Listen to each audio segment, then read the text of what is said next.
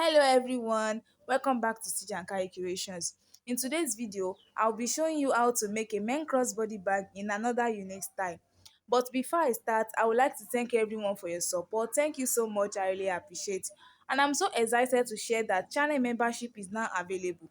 Member can enjoy royalty badges, special emojis, take part in members only pool, and even get a shout out in my videos. So to join the membership, kindly click join at the top of my channel below to join. Now let's get started in making the crossbody bag. So this is the fashion leather material I'll be using to make the crossbody bag. And the measurement I cut out is 9.5 by 7.5 inches. So I will explain how I was able to get the measurement for the extra pockets. From the top to that line, I measured 2.3 inches.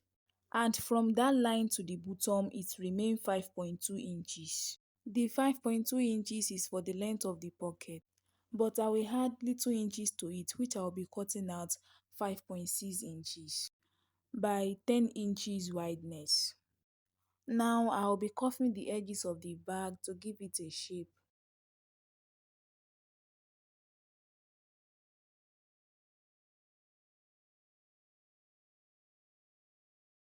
I've cut out lining for the extra pocket and also 10 inches taping. Now I will be stitching the lining and the pocket together round. So this is the pocket. I've trimmed out the excess lining that remain. Now I'll fold the mouth of the pocket to the back side a little bit and stitch.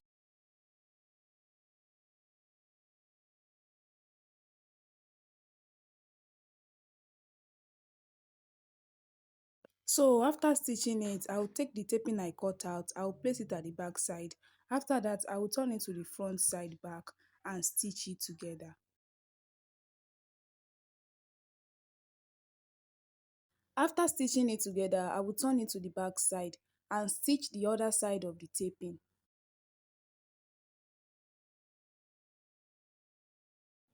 After the stitching, I will turn it to the front side and restitch the area. After the stitching, I will trim out the excess taping that remain. Now I'll be joining the front panel and the pocket together. So I will take the front panel, I will place it at the back of the pocket. After it have rhymed with each other, I will turn it to the front side back.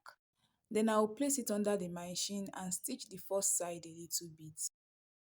After that, I will come to the second side also and stitch it a little bit. Now I will turn it to the back side and stitch it round together.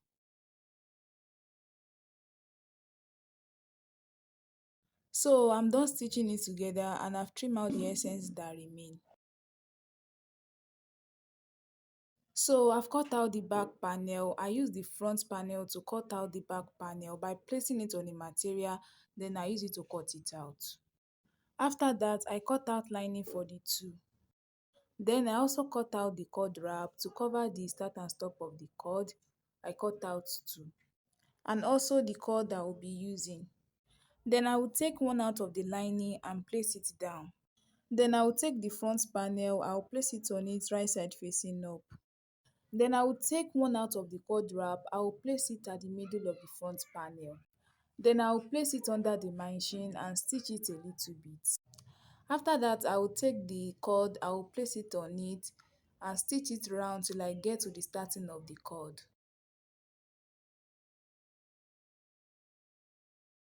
After getting to the start, I will cut out the essence. Then I will stitch it.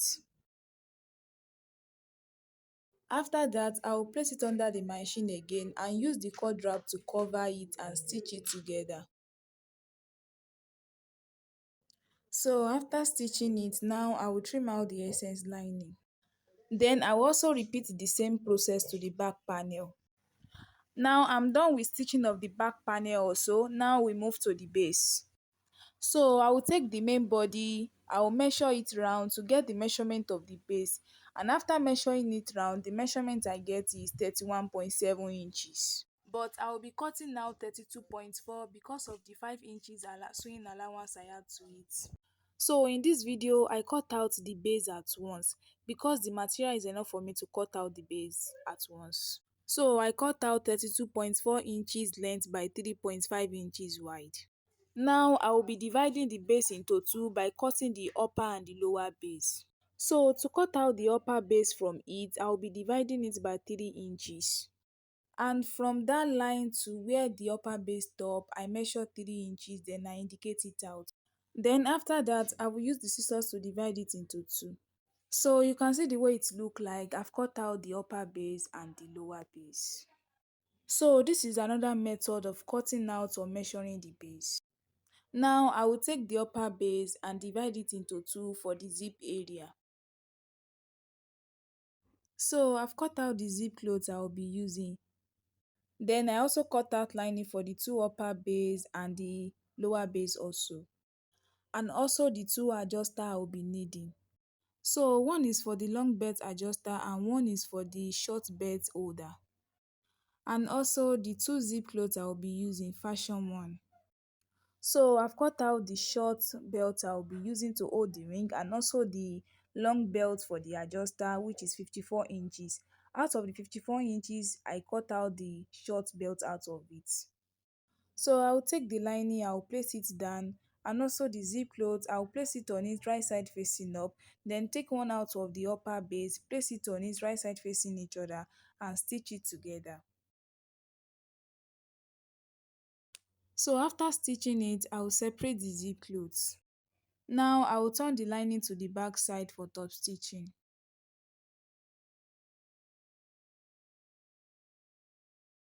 After that, I will repeat the same process to the second upper base.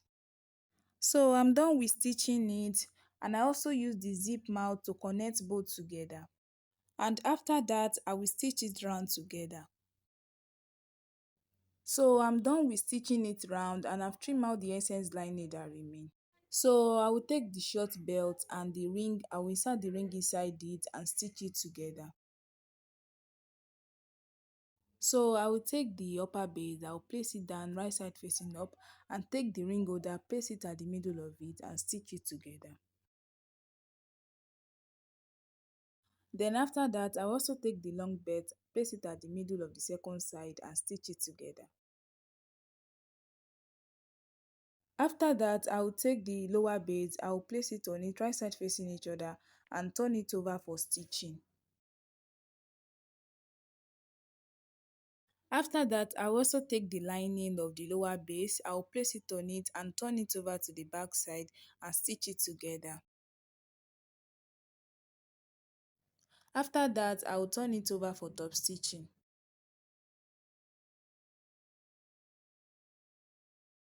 After that, then I will join the second side of the base also.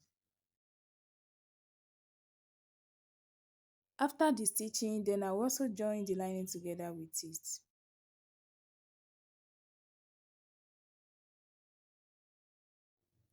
Then after that, I will turn it over for top stitching.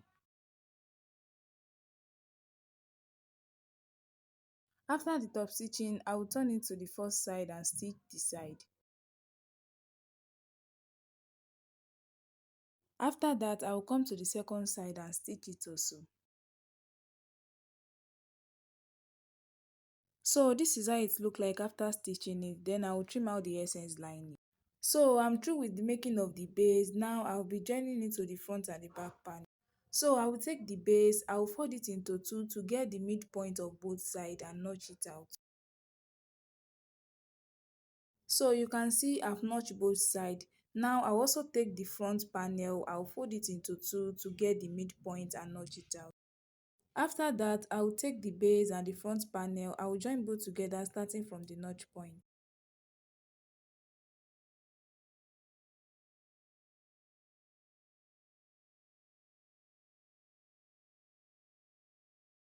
So after stitching the first side a little bit, I will also come to the second side and stitch it a little bit.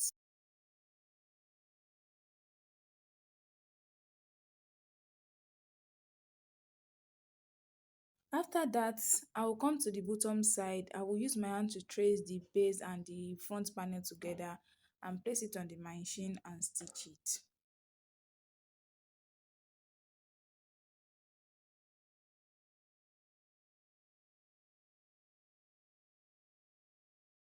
After that, I will come to the first side back and start the stitching from where I stopped to the bottom. So I'm done with joining of the front panel and the base together. Now I will be taping it round to cover the rough area.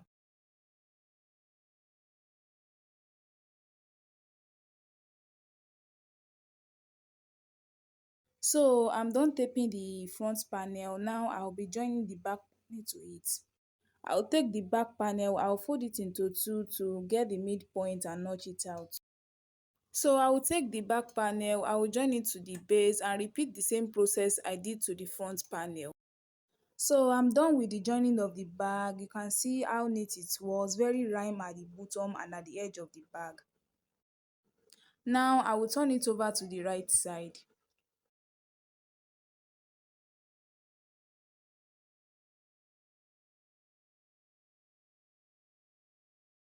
Now I will be fixing the adjuster to the long belt. So I will take the ring and we insert it inside the long belt this way.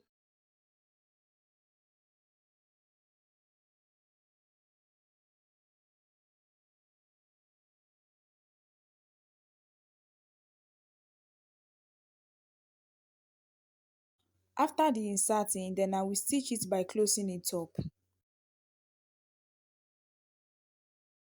Now I will be fixing the logo to it.